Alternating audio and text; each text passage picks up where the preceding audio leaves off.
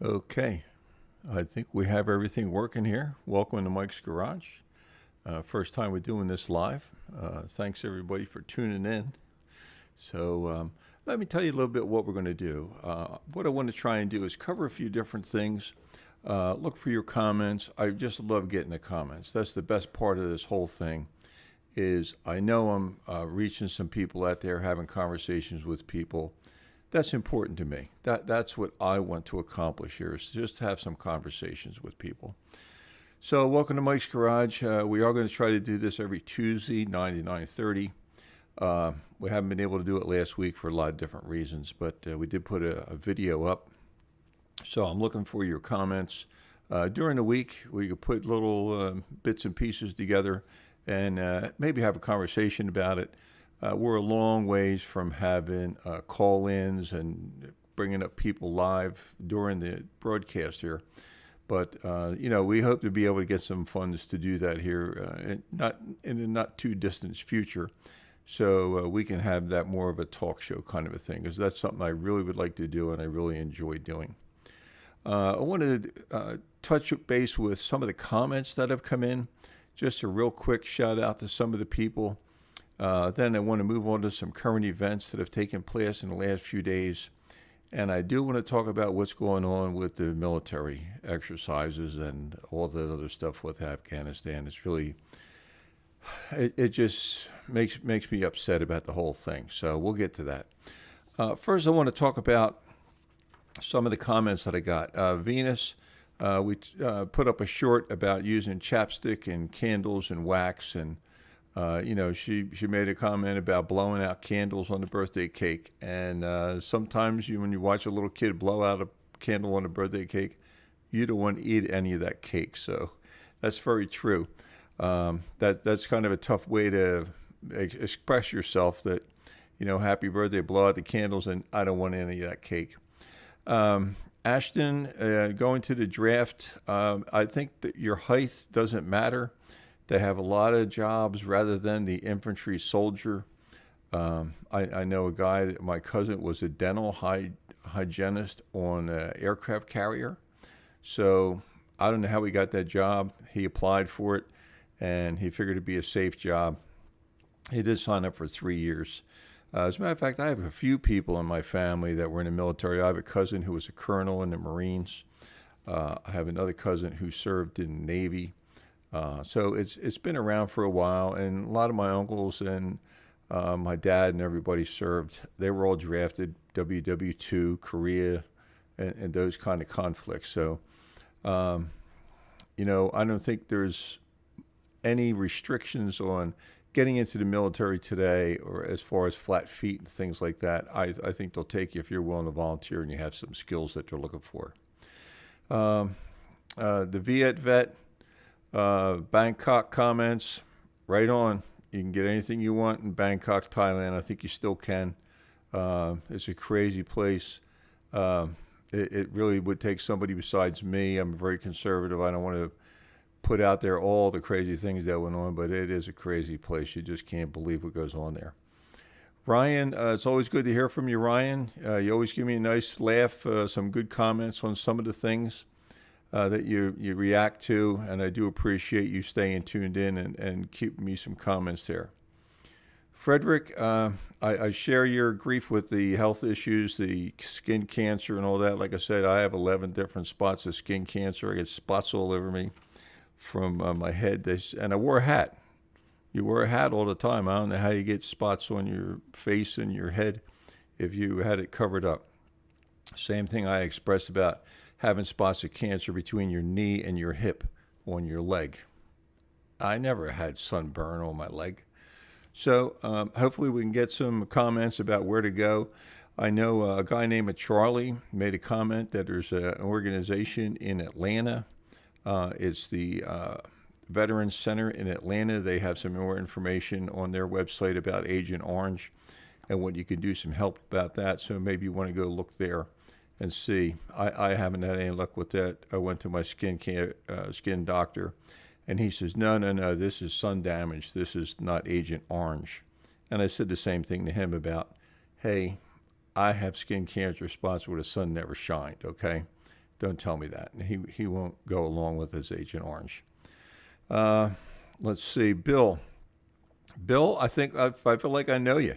401 North Broad, taking the train down to North Carolina, doing the Fort Bragg boogie down there. I have to, get a story from you or something. Tell me a little bit more about where you were and where you went. And from there, from Bragg, we went to Fort Benning, and we spent like 10 months down there. So pretty interesting. Small world. Another guy from 401 North Broad. Shelley, I'm very sorry to hear about your loss. Your son was involved with an accident with a Nissan. I know I've done a couple of videos on the Nissan braking system. Sometimes it beeps, sometimes it doesn't. Really never had the brakes come on automatically. So just keep that in mind. Be careful. You can't rely on some of that stuff all the time. It is relatively new technology. Like I said, I have a 2018. The newer ones are supposed to be better. I know the automatic driving cars had a problem with that. Some guy ran over somebody on a bicycle because it didn't recognize it as an obstacle. So eventually we'll get around to figuring that out, and we'll have some more reliable automatic braking systems to go through. Okay, let's talk about some of the most current events today that I remember was Cam Newton, good athlete, got released from New England. I don't know what happened there. I thought he was going to be the next Tom Brady up there and lead them to another Super Bowl. I don't know. Some guys just don't fit the groove that they were assigned to, or something happens. Good athlete. I'm sure somebody will pick him up, and we'll get some football going here pretty soon. I think it starts up this coming weekend. So looking forward to that. I'm a real football fan. I like following the local teams and watching the games on Sunday. I think that's one of the best things about football, is it brings everybody together. You get together with family and friends. You get ready for the game. It's a Sunday get together one way or another, or maybe a Monday night football was always fun. We always tried to go out to a bar or some kind of a club for Monday night football. That was always a lot of fun. I thought it would hit me pretty hard when Annette Funicello passed away, because that was my childhood sweetheart. A lot of you, I can't say a lot of you, because a lot of you are a lot younger than me. When she passed away, it kind of hits you, because that's somebody that you knew, you kind of grew up with from a very young age. Same thing with Tony Dow. Tony played Wally Cleaver on Leave It to Beaver. He was one of the stars there, handsome guy. Everybody kind of related to him. They had Lumpy, Eddie Haskell, and just a whole group of kids that we could relate to at that time. It was a lot of fun. It was a good family show. I thought so anyway.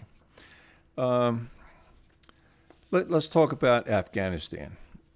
For the veterans out there, I think for me, it was a very sad day. Back in Vietnam, I was there in the 70s. They had first started talking about pulling out. We're going to get out of here. We're just going to pull out. We're just going to go back home. So it was a lot of concerns from the locals about us leaving and just leaving them there. What are they going to do? How are they going to survive? Can you take me with you? They didn't know anything else to do. They came in, they washed the clothes. Some of the mama sons came in, $5 a month. They washed your clothes 6 days a week. They worked in the kitchen doing prep. They worked in the yards, cleaning up and doing different things. We had a barber shop, a lot of very nice guys in there. The gentlemen, the Vietnamese guys, gave you a nice haircut for a couple bucks. It was just sad. It was just very sad for me to leave those people when they didn't want you to leave. They thought you would be there forever and help them experience freedom. It was a different life when you were on the base, I agree. When you left the base and you went back to the village or the town or back in Saigon, it was a different way of life. You had different rules. You had to follow the police. They had different standards, I guess. On the base, you could wear different clothes and things like that. So it was a change. And I think the people of Afghanistan, I feel for them. You know, they lived under an oppressive regime for such a long time. We came in, we built up a free society, not totally free because some of their religion, beliefs, and teachings don't really chime up with what we do here, what we're used to. Some pretty strict rules, especially for the girls. I have 3 sisters. I couldn't imagine them going through what some of the women over there go through. My sisters would not have stood for it. My sisters were always there helping, carrying shingles up on the roof when we did a roofing job at my dad's house. We all helped paint. We all did everything together, cut the lawn. And back in the day, we had a push mower. You didn't even have gasoline mower. You used to take turns pushing the mower across the lawn just to see if you could do it. Who could push the furthest? It was kind of like a tractor pull, but you did it by pushing a mower. So it was pretty cool. So that was a very sad information. When we were leaving, and I mentioned this on the other video, they started coming in, and we were in the engineers. So we were one of the first ones. We started turning over the trucks, the parts, the bulldozers, the dump trucks, and everything. And they were stealing everything. I mean, there was a lot of entrepreneurs, we'll call them, that saw an opportunity there to get a small amount of parts or a large amount of parts. They took the trucks, they painted them a different color, using them for personal vehicles. So the Army was not going to stand up and fight for freedom. The Army was there for the paycheck. That was it, and whatever else they could get out of it. I really don't know how you can not know that. If you're a trainer or a military officer, that the guys you're training don't care. They're just doing what you think they want you to do, so they won't get in trouble and they can continue to get their paycheck. But they have no intentions of taking up arms against anybody. I mean, they're just going to the exit. If something happens, they're out of there. So I think that's one of the things that I find so disturbing about the Afghanistan thing. We got all the politicians out of there. Now, don't get me wrong. I'm sure some of them were good people, but there was a lot of crooked people there. The politicians, the police deserted their positions. The military chiefs got out. The translators, the people in the trenches, they deserved to get out. I mean, they took a risk, and their families will be punished, just like they did in Vietnam. When the North Vietnamese army came in, people were tortured and murdered for helping the Americans. It was just so sad. Didn't see all that on TV, and I'm sure we're not going to see a lot of it right now. I think the president declared it was a total success. You can take that either way. I don't know. I'm not going to keep my opinion to myself on that. So there's a lot of things there. The military, the guys that join the military today are looking for something to help them get a foothold in life. There's a lot of opportunities there. Now, I'm not trying to, encourage everybody to go join the military, but if you want to grow up really quick, you want to learn a skill. I know a couple of guys went to the Air Force. They learned how to fix jets. They learned how to fix jet engines. They learned how to change tires on commercial airliners and things like that. And they did 4-6 years in there. Then they got out. They got a really good paying job at the local airport, loading cargo planes, loading passenger planes, doing maintenance on passenger planes, changing tires, doing instruments, and a lot of different things. You can learn a nice skill like that. Same thing in the engineers. You can learn to run a backhoe, run a front end loader, how to run a dump truck without getting hurt or hurting somebody. There's a lot of those skills that you can learn. They'll teach you, and you don't have to go there and back home every day. What you do is you go there, you live there, they pay you, they feed you, and they teach you. And it's a good way to get a head start, and you even get money for college after that. I know quite a few guys that did that. When I got drafted, there were 5 guys on our street. Street wasn't a big street. There's maybe about 30, 35 houses on the street. Guy up the street, Jack, he got drafted. No, he didn't get drafted. He signed up. He wanted to be a helicopter pilot. So he passed the school, and he was a helicopter pilot. Wound up in Vietnam, got shot down 3 times. Twice he was the only guy left alive. Lucky. Didn't ever had a scratch on him. Another guy named George, he's gone now. He passed away, one of my buddies. He signed up to be a diesel mechanic. They taught him how to be a diesel mechanic and everything. He went to Germany for a year, and then he went to Vietnam. When he got to Vietnam, they said, we got enough diesel mechanics. We need a truck driver. He wound up driving flatbeds full of artillery shells from the loading docks and the airport over to the ammo dump. Crazy job. But he did it every day, 3 or 4 loads of ammo, howitzer shells, whatever. That's what he did, transportation. Another guy, Larry, was in the Navy, and he was on an aircraft carrier. And he was the guy you see with the helmet and the glasses and the earmuffs on, launching the jets. So his skill was, if you ever needed to get a steam catapult going to launch a jet, he was the guy you called on. So he really didn't have a skill that he could take away from the military, but he said it was a lot of fun. You know, the teamwork there, and that is a teamwork kind of a job to any of it. Even working in the motor pool where we were, you had to work as a team. You had to have a leader. You had to have a goal, and you had to try to get everything done. Well, I don't have too much else to say on this. I am going to be watching for the comments. I'd like to address more of the comments and keep up on current events. Appreciate you coming in. What's that, Joe? I can't read it. Comment from Charlie. From Charlie? Yeah. Okay, Charlie.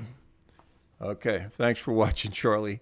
Yeah, my producer's here. He's helping me out with this. So appreciate your comment. Okay, guys, we'll see you next week. Tuesday, 9 to 9:30. I don't know. What time is it now? Do you know? 9:20. Okay, we only went 20 minutes. So talk amongst yourselves. We'll see you next week. Hopefully we get a lot of comments. You have more to talk about. Need subscribers, guys. Give me some subscribers.